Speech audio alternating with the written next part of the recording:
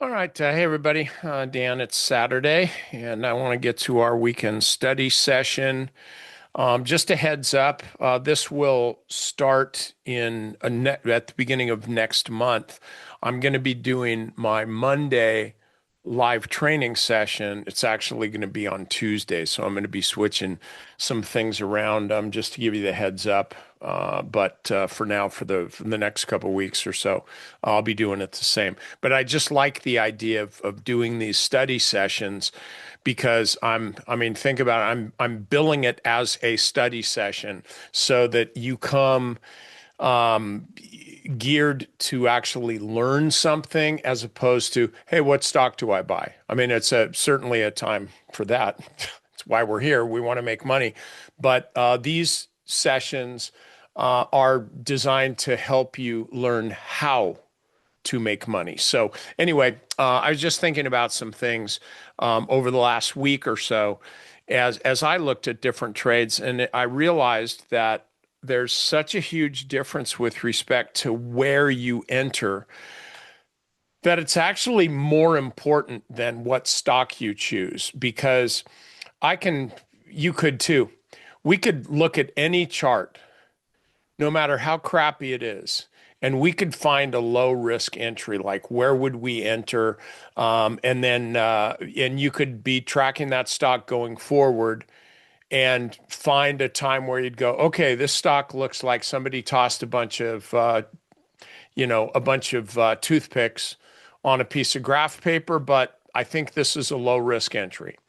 Okay, you can do that. Of course, that's not how you're going to make money, but it is definitely how you're going to keep from losing a lot of money.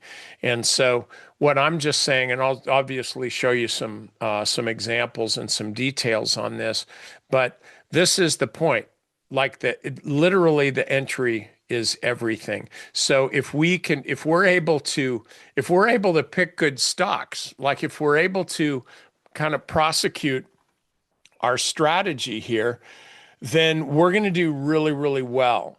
And if you don't know by now, I'm just about done writing. Hell, about done writing three different books. But if you aren't aware of this smart trading process, I say trade smart or don't trade at all.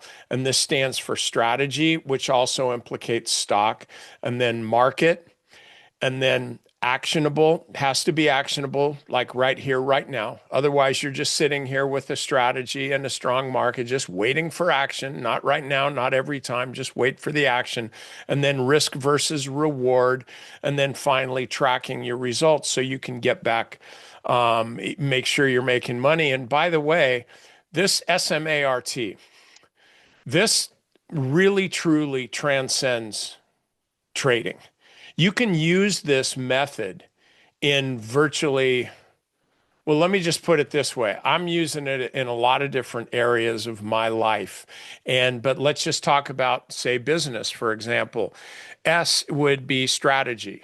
Okay, what am I trying to do in my business? And you say, like, well, you're trying to make money. No, that would be wrong. That is not a strategy. That's like the end objective. Of course, I want to make money, but I mean, if I want to make money, why don't I just sell drugs? That's that's worth a lot of money. So the strategy is how am I going to go about doing it? And then that's a whole nother analysis. You can go down many rabbit holes, but you've got your business strategy. And then you look at the market, and that can be a market for, if I've got a grocery store, then what's the best business environment for me to be doing what I'm doing? Same thing with a clothing manufacturer, same thing with a welder. If you're a welder, it's probably a good market to be in where there's actually welding to be done. And then A is for actionable. Same thing. Like in business, what am I going to do? Is now a time to do it? Is now a time to actually take the plan that I've had and kind of been working towards? Is now the time to take the plan that I've had and actually put it into action? Are we at go time? Let's go. Okay. And then, but before you even do this, you have to look at it and say, okay, what's the risk of me taking this action? Because you got to be doing something. What's the risk of me taking this action? And what's the potential reward? It's funny, I was just listening. I was on a conference call yesterday with a buddy, Qasim Aslam, and I actually forget the guy's first name. His last name was Hayes, and yeah, Jeff Hayes, and he's a really, really highly regarded producer. But he wrote a book several years ago called The Entrepreneurial Brain. And I'll tell you one thing, it definitely spoke to me as this guy's going through the first, like, I think it hell it might have even been the introduction. I'm listening to it and I'm going like, oh, so there's other people that are weird, just like me. But that's for another story. But what he was talking about, and I'm staying here with risk versus reward. He was talking about a guy named James Altucher, who I knew a long time ago. I haven't talked to him in 20 years, but he's a well-known entrepreneur. He's the guy that started Stock Picker and a few other things. He used to manage a fund of funds. But Jeff was talking about how James uh, he built up this business, and I think he sold it for $15 million. And 2 years later, he had $150 or $150,000 left. That's it. Everything else was blown. Then he started Stock Picker. And then ultimately, I think he sold that for 10 million or whatever. And then a short period of time later, down to nothing again. And then Jeff said, finally, he kind of learned how to manage his risk. James learned to um, not be so impetuous and impulsive with all of his business decisions and to actually be assessing the risk of what he's doing versus just his vision of how awesome it was going to be. And I got to admit, this is not an It's All About Me video. But I've got to admit that I tend to have issues that way too, where I make like a snap decision because, oh, this looks really good. And think about trading, guys. Oh, this looks really good. How many times have you done that? But I'll make kind of a snap decision about trading. I think this is a great idea. But I'm not thinking about the rest of the stuff here. You could have a good idea, but do you have a strategy for it? Is the market ready for it? Is whatever it is you're trying to do, trying to get to, is it actionable, but is it attainable?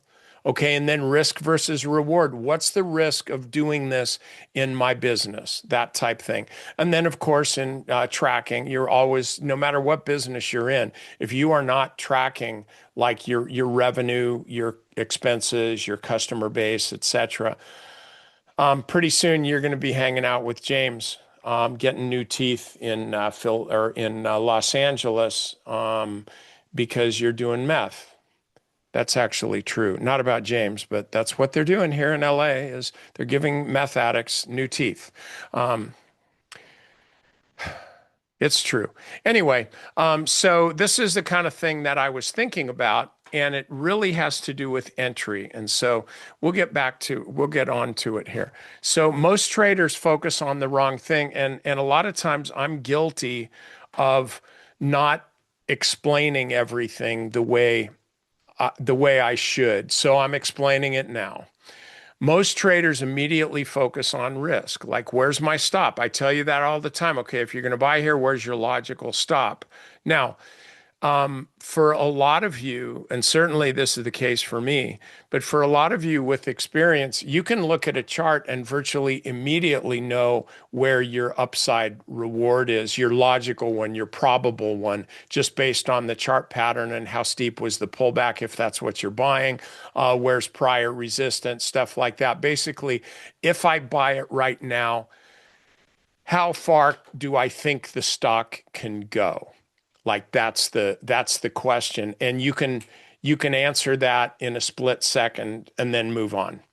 But I'll kind of explain the process here, though. So the first question is always, where's my stop? But I think the better first question is, okay, before I'm even thinking about my stop, from here, what's the probable reward? Where can the stock go before I can reasonably expect it to pause? And maybe that's hitting a trend line. Maybe that's like how far above the 50 or the 200-day moving average is it? And I'll say it again. How far above the 50 or the 200-day moving average is the stock? In other words, the stock's really high and it looks like, I mean, it's really, really good. But it's right up at that same distance where the past two or three times, whenever the stocks got up to this particular range, oh, it's 30% above the 50, 25%, 50% above the 50-day moving average. That's when it's rolled over. So you have to take that stuff into consideration when you're thinking about buying a stock. And I really don't care about, oh, but it's a high and tight flag. Okay, that's fine. And it could wind up being a good trade, but you have to factor in what is my reasonable expectation for what reward, and is that reward reasonable? Only at that point do you look and say, okay, I like the reward here. Now, where do I put my stop? It's got to be logical. It should not be mathematical. Has to be logical based on what the chart is showing you, where the price action has been. And only then you look at your potential reward, your probable reward. Then you look at where your stop has to be, and only then can you decide whether the risk reward relationship is good. Are you reasonably likely, or at least able, to have an R3 multiple trade? Can you make $3 for every dollar risk without the stock doing something weird? In other words, it doesn't have to be, oh, this time is different. No, you have to look at a chart and say, okay, well, I think this is working. I think this will go. So I'll go ahead and just put my camera on too, so I can look you in the eye. So you see what I'm saying? It's really, really important to look and see, where can I reasonably expect this stock to go? And then, okay, where's my risk? That's the stop. Sometimes you're going to find out that when you look at your probable reward, and we're going to look at some charts here, don't worry. You look at where your probable reward is from here, from where the stock is right now, and you're considering buying it. When you look at what your probable reward is, you can say, well, probably going to go up about 5% before it tests this, or before it does this, or it could go up 8 or 10%, okay, that's fine. But then you look at the risk part of it, and you see a really, really sloppy chart, a really volatile chart, like one that, geez, that UAMY, or U.S. Alimony stock, as I call it. That thing shook us out 3 times. I think some of you guys are still farting around with it, but that was a stock that was too volatile. It wasn't in a tradable range to where you could look at the entry. This is right on point to what I'm saying, to where you could look at the entry and say, okay, if the stock goes down to here, that's going to be unusual. In other words, it shouldn't go down to here, wherever here is. Okay, that would be unusual. Therefore, I can put my stop right in the unusual zone. So the only way I get stopped out is if the stock does something that I'm not expecting it to do. Okay, well, with USMY, or what, USAY, whatever it is, hell, I just say SUCK. With that stock, the range was so wide that what looked like a really, really attractive breakout. Otherwise, I wouldn't have featured that stock. What I missed, frankly, was the range is too wide. I think the stock's ultimately going to work, and I still do. I think that stock's setting up for a good move. But the A part of my SMART methodology was flawed. Like, it wasn't, when you look at this, when you look at the trade in toto, in other words, in sum, in all, when you look at the trade in toto, um, the you couldn't put a tight stop on that stock. And so I had a looser stop on it, but then I got stopped out. And then I'm going like, okay, now it looks like it's setting up again. So I did it a second time. Same thing. Finally, the third time, and I got stopped out again. So at that point, you got to say, this is number one. I'm not going to ever trade that stock again, or at least for a long time. So that's a point where you have to be measuring the potential risk, the potential reward versus the reasonable risk. And in a stock like that, I mean, I'm not the, I'm not the be all end all of traders. I think I'm pretty good, but that's when I didn't see that part of it. And by the way, on IBD Live on Friday, that was an impromptu thing. Like I actually initially had my pajamas on. When they said, "Hey, can you be on?" I'm going, "Yeah, well, let me get dressed so I don't feel like a real loser." But one of the things I was talking about was how I remember reading, or maybe Dave Ryan said it to me one time, but I learned somehow that when Bill O'Neill, when on trades that he made that were losing trades, most of them, certainly not all of them. But on a lot of trades that he made that turned out to be losers, he could always go back at the chart and he could see one mistake that he made. Like maybe he didn't look at volume or the base was too high or something like that. But he could always find a mistake that he made.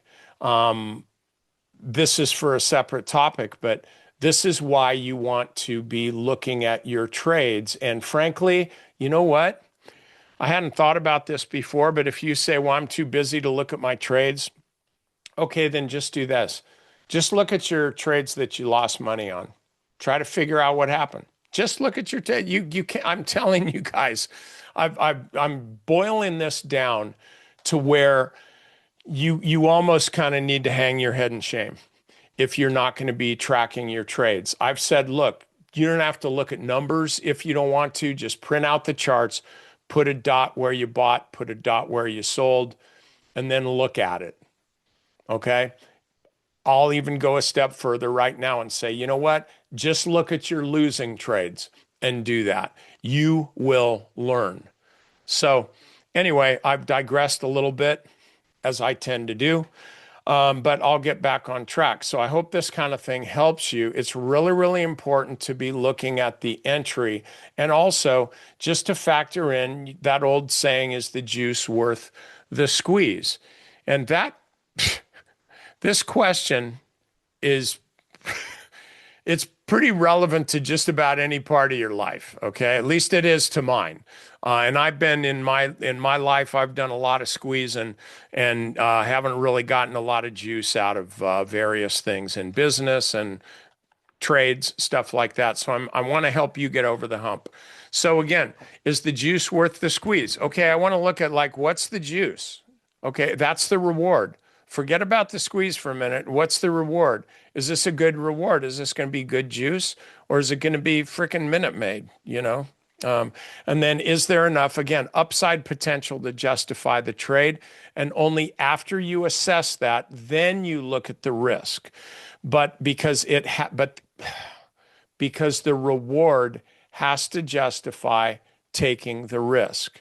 Now, the chart's the chart, right? But the entry actually changes the way you experience the chart because a poor entry puts you underwater immediately. And guys, think about this. This is failed breakouts. It's the best example I can think of where sometimes breakouts work. And it's like, I got to buy the breakout or I'm going to totally miss this trade. The breakout's awesome and this and that. And then you get the stock and the stock keeps going, or you miss the stock and the stock keeps going. But the breakout worked. That's why we like to look at breakouts. But if you trade a breakout, I can't remember, I'll have to look at this when I go into our active trade list, but there was one breakout that just didn't work. And so we'll put this into play in a minute. But if you buy a breakout and then the stock pretty much immediately reverses, Okay, that really colors the way you're looking at the trade because now you're underwater right away. And you can say, well, but it's not, I'm not down very much. And that's great. If you were down, you need to get out of the trade. But you could say, well, I'm not down very much. I'm down 3 or 4%. That's all. And maybe 5%. But I think the stock's going to turn around. And then it doesn't the next day.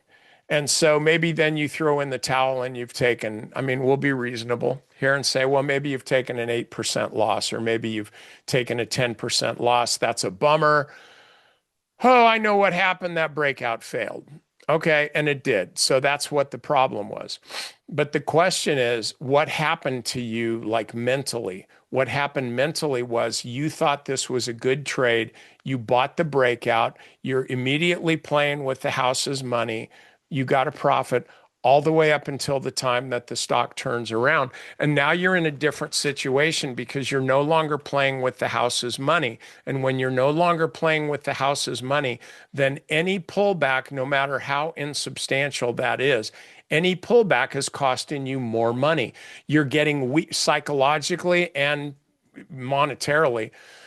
You're getting weaker and weaker as the stock goes against you. Again, you're getting weaker and weaker, and that puts you in a situation where you're not able to really think. You're not really able to think like uh, a, you're not really able to think like a winner. You're not really in this trade going, yeah, I'm right about this. Now I want to make a bunch of money. Instead, you're saying, well, I'm wrong about this, but I hope I'm not too wrong. You see, it's a totally different mindset. Whereas if you make a strong entry, a good entry, one that's just right, now you have a profit cushion. Like, let's say you're buying a stock on a pullback to the 50. And I like in this market, I like pullbacks better than breakouts, frankly. But you got to pull back to the 50, you're looking at the pattern and you can see, like, wow, if this stock rebounds off the 50 like it has the last 2 or 3 times over the last several months or whatever it is, this could be a good trade. And so you look and see, again, reward first. How far can the stock go up relative to the pattern that is already established? And then, wow, it could go up a lot. This thing could have another 15, 17%, might even have 20% in it. Okay, fine. Where's your risk? Well, you're buying on a not a pullback, but on a rebound off the pullback, like the first day up, you're buying. And so you set your stop really, really tight because again, you're buying a bounce. And so think about this. If you've got a rubber ball and you're bouncing it in the driveway, okay, how do you know when the ball's not going to bounce the next time? Because there's like no driveway there or whatever. Maybe there's a pothole, whatever. But you know that, wow, that stock didn't, or that ball didn't bounce there. So if this was a trade, where would you put your stop? You would put your stop just right underneath the driveway. You're not looking for the crow to fly off the fence. You're not looking for whatever. You're looking at where is the stock, or in this case, the ball, going to act abnormally. That's where you put your stop. So when you're in a profitable position, though, you have this tactical flexibility. Yeah, it's emotional. They go hand in hand. But the thing is, now, see, you've got a situation where the stock is breathing a little bit. And remember before I said when the stock is initially going against you and it keeps moving lower and lower, you get weaker and weaker. Psychologically, as far as the money in the trade, you're getting weaker and weaker. Well, when the stock is moving in your favor, now you've got the natural reactions, the highs and lows that trending stocks do, and you're in a position of strength because you're profitable. And so when it's a pullback, you're not getting weaker and weaker. You're just getting like less strong. We'd like to see our stocks go up continually, but they're not going to most of the time. Some of them do, but that's for a different conversation. But you're not going to see stocks just go up. You're going to see them oscillate up and down, and you have to expect that. But when you're in a position of strength because you're profitable, now you're looking at those oscillations and you're actually seeing them as good things. You're actually saying, yeah, good. Let the stock breathe. This is wow. Yeah, this is good. Oh, look, the volume's kind of low. That's what I want to see. Not too many, not too much selling here. Pretty shallow pullback, or maybe it's not even pulling back. It's not going up like it was. I'm bummed. But we're getting some consolidation here. Well, Dan says, and everybody else who trades knows that these little consolidation phases, they're kind of like, excuse me, they're kind of like the next step. Like if you're going to go up a staircase, you got to kind of have stairs. You can't just flip out the old foldable burner and say, beam me up, Scotty. You have to have stairs to walk up. So that's what these little consolidation phases are. But if you didn't buy at the right time, you're not even going to see that because you're thinking about losing money. In this case, you bought at the right time, you've got a nice profit, and then you're looking at these stocks, you're looking at this particular trade as something that's, yeah, I'm going to give it back from day to day. But as long as the trend is intact, I know that we're going to keep getting higher highs and higher lows. So with your proper entry, you've allowed the stock to breathe. You're trading with the house's money. You're not staring at a loss. So this is where you can manage your position. Yes, it improves your patience and decision making, but guys, here's the other thing. When the stock is moving up and you're in a good position like that, you can average up. You're buying on these subsequent pullbacks after you've bought the stock initially, after the stock's moving in the right direction. And this can be in a 59-minute trade, or it can be in a lifetime uh, trade like good old Warren is likes to do. Warren Buffett. That guy still calls me for stock advice. I stopped answering the phone a long time ago. Wish he'd leave me alone. So I might have been kidding about that. But anyway, so the point is, once you're in it in the right way, then these little pullbacks, you can say, okay, I'm right. Let me load up a little bit more. So you're able to objectively manage the position where when you're wrong, it's kind of hard. I mean, if you have strict rules, which you should, but it can be kind of hard um, to manage your trade objectively. At least it always has been for me. That's why I got to be a ruthless mercenary as far as as far as making myself have a rule that if the stock gets below X, I'm done. And I will tell you, I'm digressing for just a minute. Lately, because I've kind of been in and out of a few stocks and stuff like that, and I haven't set on about half of them. I've set hard stops where I put it in, set the stop, and then if it gets stopped out, it does. And then others, I have a mental stop, and I'm here every day. I'm looking at the market, but if I'm, for whatever reason, right now, it probably will change in a week or a month. If I see any trade down below 6% loss, I just cut it out. I just sell it.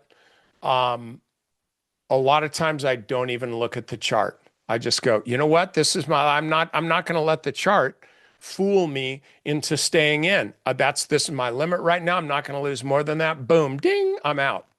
And that's fine because that's part of my rule. Again, this is right now. So if you were to ask me sometime later, hey, are you still using your 6% rule? I might say, no, I'm just using hard stops. Everything's set. So I don't have a rule, but I'm just telling you right now, that is my rule.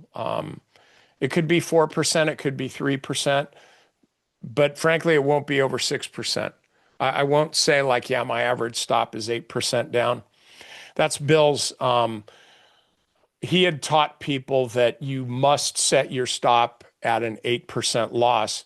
But what he was really saying is your maximum loss should not be more than 8%. From what Webby told me, Mike Webster, who worked for Bill, he said Bill's actual average loss was like 3, maybe 4%. He played it really tight. But once the stock got going, then he got more aggressive. But you see, You don't get more aggressive on the way down. Okay, that's Kramer's deal. Buy it on the way down. It's too cheap. Yeah, that's why your charitable trust is not not outperforming the S&P. So yeah, there's so much more I could say about that, but I'm not going to. The point is that you have to be managing your risk at all times, and you have to know like what your downside is. Okay. Now, the real reason that traders get shaken out is they are overly focused on, this may surprise you, on avoiding losses. And I talk about it all the time, guys. You could say, well, damn, that's what you tell us. And I do. Got to avoid losses. Okay. You react emotionally to normal volatility. I was just talking about United States Alimony Corp or whatever the heck it is. It is normal volatility for that stock. So if you're going to get all freaked out about it or something because you're worried about a risk, um, you're going to wind up not trading very well. And then without any kind of a cushion, then any little pullback can be, I wouldn't say it feels catastrophic, but let's say it sure as heck doesn't feel good. So if you want to kind of move your psychology, move your emotions out of the deal, then just make sure you get good entries. It's like I used to say, the best entry or none at all. I would still say that, the best entry or none at all. Okay, so again, here's the entries, a part of the SMART strategy. Um, Try to be thinking in terms of this. Again, strategy, what's the market doing? Is this actionable? What's the reward and the risk? And then finally, are you tracking, like what's been happening recently? See, this is the other thing as far as tracking. If you're really tracking your trades and you're kind of keeping it up to date, you may look and say like, well, crap, the last four losing trades I've had, the commonality is they were breakouts. Okay, well, what is that telling you? That you had four losing trades? No, it tells you that breakouts aren't working. So that's information that you can bank on. Okay, so anyway, so what you really, really want to be asking is, again, I'm pounding this into your head. What's the probable reward? And is that reward attractive enough for me to make that trade? Like I have dollar bills. Do I want to buy some letters of the alphabet with those dollar bills? Are these the letters of the alphabet that I like? Because maybe they're not. And so you want to be, again, you want to be getting in. Like this is why uh, not just Mark Minervini and not just me, but a lot of people have like Mark has his SEPA, specific entry point analysis, and that's a really good. Just think about this on all your trades, specific entry point analysis. Like that's Mark's deal, but we all do the same thing. It's what I'm talking about here. What's your specific entry point? And if you don't get that entry, then you probably shouldn't enter. Probably shouldn't go through that door if you don't really know what's on the other side, and or if you don't know if anybody's backing you up. As I always say, look who's behind me. If I'm buying a stock, I want to know that there's more buyers behind me, because if I'm seeing a whole bunch of buyers ahead of me, then we're playing the greater fool theory, and it looks like I'm the greater fool. Okay, so anyway, my takeaway on this is that, yeah, we want to buy great stocks. I look at this, and I'll show you a bunch of them here in a minute as far as what we're going to look at next week, but you got to buy them in the right time, in the right place. This is how professionals stay in winning trade. And I want you to think about it this way. Trade cushion. If you got a bad entry, you've got immediate fear, then you go into emotional mode and you're going to get shaken out. If it's a good entry, then you have a profit cushion. You've got patience and flexibility. I've just been talking about all that. And then those trades tend to work out a lot better. Okay, so let's look at a few. Let's look at a few stocks. I'll go through this pretty quickly here because I just want to get to our active trade list and stuff. Okay, so this is Celcuity. Okay, so we got in here. I forget how this worked out. I think it worked out pretty well. Yeah, sell half of 142 buyback, blah, blah, blah, blah, blah. So we made good money on this. And if I recall correctly, and I may not, I think this was the day.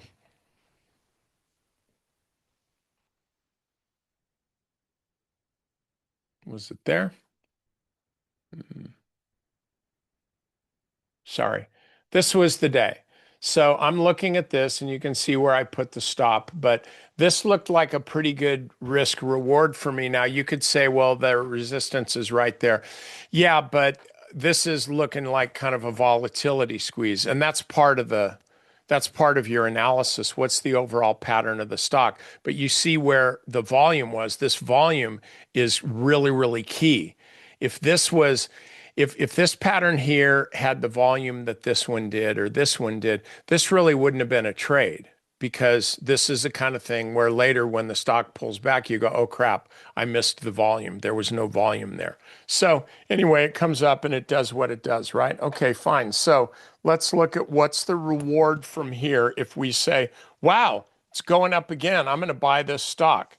Okay, from here, you've got to be looking at this, not clear up here, not this part of the tail where this was the close, but the stock had gone way up there during that day, because this is where sellers rejected this, buyers rejected this. They're not buying up here.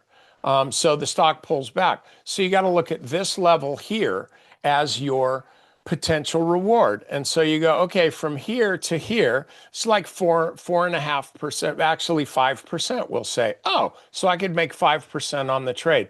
All right, where are you going to put your stop? Okay, well, let's go down. Okay, right here, this is about 5.5%. Okay, so if I put my stop here, which is about right at the open, I stand to risk a dollar to make a dollar. Okay, well, but then the stock's more volatile than that. So maybe I'll put it down here below this day's intraday low. Okay, I don't even have to go further in the analysis. Now I've got an 8.26% risk on a trade that I could reasonably expect to make 5%. I don't even need to go into any more detail than that. Like, we're done. Okay, now, not NVIDIA, but in NVIDIA, this is a really good example, guys. Okay, I'm not talking about this. All right, I'm talking about this. Okay, this stuff, somebody bought it up here. Somebody bought it clear up here at the high, 235 or whatever. But would this be a stock? Just look at this. Would this be a stock that you would want to be buying here? There's no reason, and hopefully you didn't, but maybe you did. But there's no reason to be buying this stock when it's up so much because, again, think about this. From here, look how high above the 50 this is. I mentioned this issue earlier, 22%. Okay, how about this? This stock was up 17%. And so, okay, this is 17 and a turnaround, 22%. Oh, but it's still going to go. Okay, from here, again, we're just talking about from where it is right now. Can I reasonably expect the stock to keep going? Or maybe this isn't a good entry point. Because, yeah, it would be nice to see the stock going, but for crying out loud, it's up so much off the 50, it's broken out above here. So I just think maybe the stock could go up, but this is really risky because I don't know where to put my stop.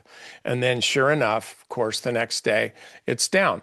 And so, but then again, so you say, okay, well, I'm going to buy this on the dip. Okay, this isn't a dip. There's a lot like this is a dip. Um, this is a dip, I guess. But when it's up like this isn't a dip. This is a reversal. You don't buy reversals. You wait to see somebody else buying them. And so right now you could look at this and say, "Oh, I'm going to buy this stock now." Okay, fine. What do you think the chances are that the stock's going to immediately reverse and not just go up here 5% to challenge the high, but keep on going? Versus how far down do you think the stock could continue to go before you have to sell? Okay, so could it go to here? Could it go to here? Could it go to here? Like maybe we start drawing lines this way. Maybe it could go all the way down to 210. Okay, well, if it does, and it could, maybe it could go down to here.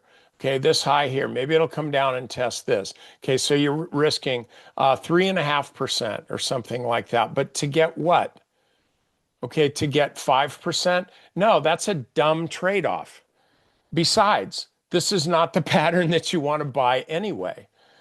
So you see, this is the thing that seriously, and if you've been trading for a while, you might be listening to me and you're going, Dan, you're beating a dead horse. Yeah, I know, but some people don't know that it's dead. Some people don't even know that it's a horse.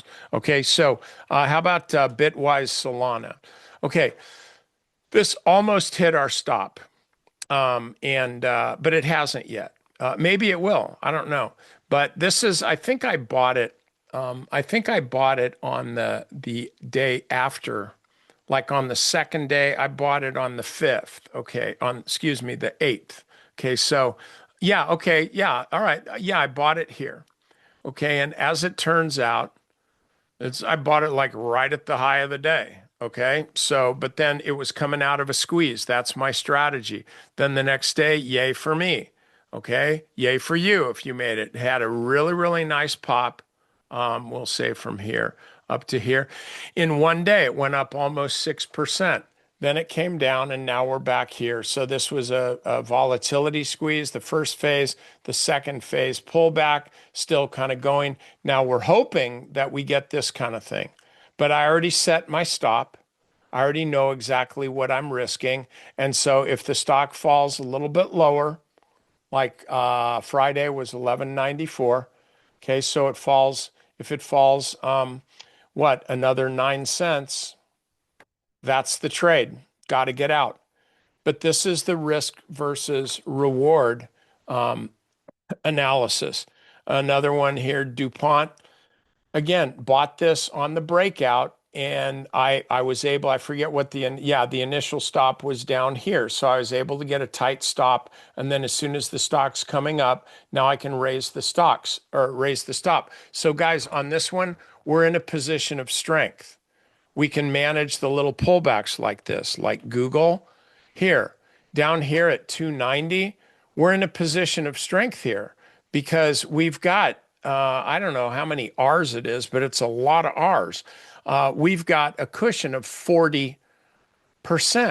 So if the stock starts pulling back a little bit, 5, 6, 7, 8%, if we still like the pattern, we can withstand that because we've got such a great profit in it and we want to let the stock breathe. So if the stock grinds around here a little bit more and then ultimately moves higher, we're totally happy. Whereas somebody who bought the stock right here, you don't have that psychological cushion. You can't do that because you didn't buy here. You don't have this profit. You have this stock here. And then the stock pulls back a little bit and you're going, crap, I thought it was going to go higher. So you wind up selling down here right when this guy is actually buying more. Okay. So, and then, yeah, I can look at this one. I was looking at this earlier. I thought I'd show this to you. And this will be the last one. Okay. 9/12. Okay. On this day, this was a similar thing. Look at the volume. That's the first thing you see. Then you see the stock popping out of this, and it actually hit the third standard deviation band, which doesn't really happen very often. But if it happens from kind of a squeeze, and this wasn't perfect, but you can see where this was really pinching here. This is a good risk reward. So you're buying here, and maybe you put your stop down here, which has to be a little bit wider because of the way the stock's trading. So that doesn't feel really good, but you see the volume, you're going to take a shot, and then it starts going. Now you start to feel better about it, but you got a good entry. It's paying you off right away. And now you're in a position. Now, then right about here, the stock starts here. We'll get rid of all this stuff. Okay, so now the stock starts pulling back, but you're good. Like you bought here, you're up almost 100%. And then you pull back, you see the stock pull back a little bit, but you decide, no, I'm waiting for a bigger move. I would be selling it, but you're waiting for a bigger move. Okay, so you had the staying power here, but same stock. But if somebody bought here, okay, they don't have that staying power. They're seeing the stock come here, and maybe ultimately they stick around and go. But maybe on the other hand, they were more impatient, and then its stock does this, and they're going, crap, I thought it was going to move higher. It's pulling back. Somebody sold here. I mean, there were 100 million shares traded today.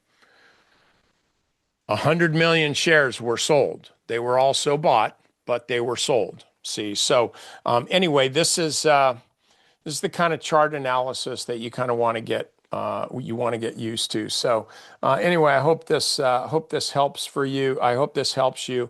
And what I'm going to do, because I don't want to keep you too long here, I'm just going to run through the active trades, and then we'll go over some stocks on Monday that we need to be watching throughout the week. And by the way, 59 Minuteers, I'm going to be trading NVIDIA this week. You definitely need to get in there I mean, I'll say it like if you want to make money, because we made money every time. Can't guarantee it. Maybe this will be the time we don't.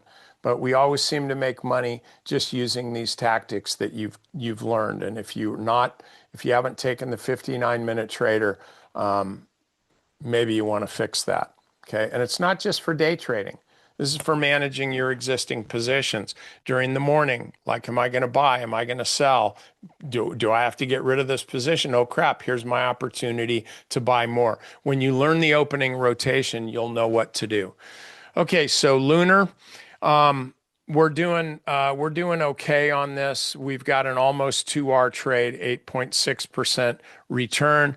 I've got the stop here at 29.75 for the time being. It's Saturday. I'll leave it there. But as maybe on Monday, if this thing holds up okay, maybe I'll raise it a bit, but I don't want to raise it too high because, for one thing, we have a cushion here. This is what I'm talking about. We've got over an 8% cushion on this. And so because of that, would not want to let this turn into a loss, but we can hold this for a bit. We don't have to be nervous about it. But if you bought on Friday up here, you're real nervous about this. So I think we're kind of in a good situation there. Google just drifting sideways. They've got some conference this week, and I forget what days. It's a 2 or a 3 day conference. So this will be moving as well. We'll be trading that. DuPont, we're up a little bit on this, 2.5%. NASA, this was a pretty wild move on Friday. You could see right into the close, or I don't know what happened here. So this was obviously in the evening. Who knows? But if we just look at the regular hours, all this stuff goes away. So I'm okay with this, but this is one of those that's kind of volatile. Okay, so anyway, and we're in at 34.73, so we're about kind of flat on that trade. Okay, Voyager bought the breakout. So far, that's not working. 33.50 is the stop on this, and guess what? That's been hit. I mentioned that. I got to take that off the list, but I had posted we got hit on the stop, so we're out of this, and maybe we'll get back in, but probably not. This still has a lot more work to do. It's not anything that I look at and say, wow, I want to buy. Okay, Bitwise Solana needs to go up. If it stays down here, then I want to just take our lumps, take the money, take the licking, and keep on ticking. And then finally, Curtis Wright got stopped out on this one. It looks really good. Like, I really liked the way this was setting up. And then it gapped and came down. But then Friday, that was that. So so we lost like 5% on that from where the stop was. And then this is a good example where, okay, I'm buying a breakout, and it looked to me like the stock, again, is coming out of a squeeze, looked to me like this could have some juice, but instead it pulled back, and that's that. So you have to, again, you have to just take your loss and then say, okay, well, that was a trade. It didn't make money, but that was a trade. It wasn't a bad trade because I followed my rules. It just so happened that I didn't make a profit on that stock. I would rather follow my rules and take a loss than not follow my rules and make a profit. Because if you make a profit, and you've broken your rules psychologically, your mind is saying, oh, so the rules don't matter. And guys, I'm telling you, they do. They totally do. So anyway, look, that's all I got for you this weekend. I hope this helps for you, and I'll kind of get these dialed in a little bit as things move forward. But again, I'm just trying to always trying to improve the value of Stock Market Mentor, and that just whenever I can do it, if I have the ability to, I will. So you're going to see a few changes in the weeks to come. And based on all the feedback that I've gotten, and we're always soliciting members through emails or whatever, you guys are, this is exactly what you want. So, you've asked, I'm giving you. So, all right, that's all I got for you guys. Have a good one. I'll see you Monday.